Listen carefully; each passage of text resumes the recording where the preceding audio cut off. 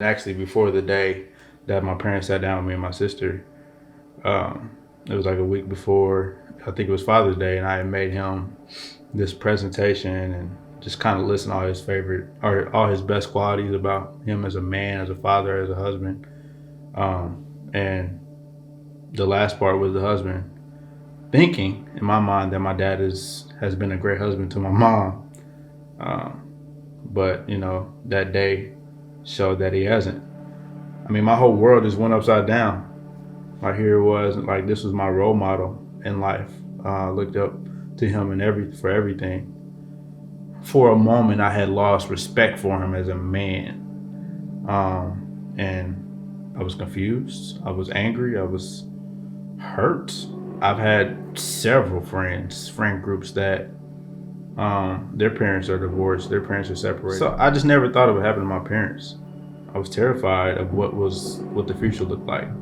The first time I figured out something was wrong, I mean, it was like a regular evening, and I was looking for my dad. As I was approaching, the top of the staircase, he was coming up at the same time. Yeah, he was on the phone with somebody. I don't know what exactly he said or did, but the way that he reacted when he saw me, something was off in that moment. Like, that didn't seem right. So that was like the first sign. Then I ended up talking to my mom about that moment. Her reaction really got me started. It really got me, because she was like, well, maybe you should ask him about it, see what that was about. And I was like, what you mean? What you mean? Like, you supposed to say, oh, there's nothing. I thought that's what I was expecting. That's not what I got. So that's when I really knew something was up. My mom ended up talking to him about it, and next thing you know, my dad apologized. He said he was talking to somebody he shouldn't have been talking to, and he told me right then that it would never happen again. Like that was it. I was like, okay. And, like I said, my dad was my role model. I trusted him every word he said. Okay. So when it happened, it kind of like distorted my view of Christianity, or just how Christian men are. Okay, if my dad wasn't true or sincere, then how can I trust all these other men? If he did that, then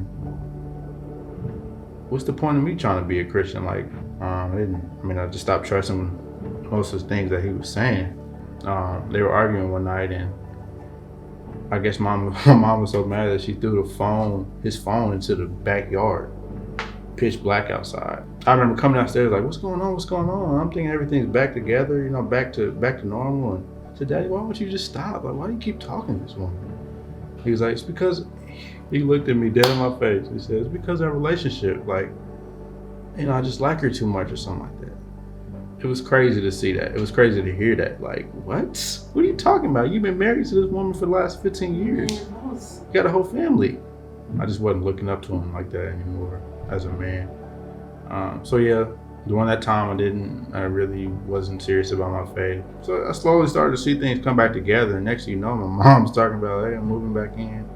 I think it's time. I think we're ready. There was at some point my mom was like, there's no way that I'm getting back together with him. Like, I'm about to get these divorce papers ready. I'm going to find a new house soon. I'm sorry, Jeremiah, but I can't do it. Your dad's not changing. He doesn't want to change. At some point, I had to accept, like, okay, I'm about to have separated parents. Like, I kind of started to suppress that and just accept that fact. Like, it is what it is.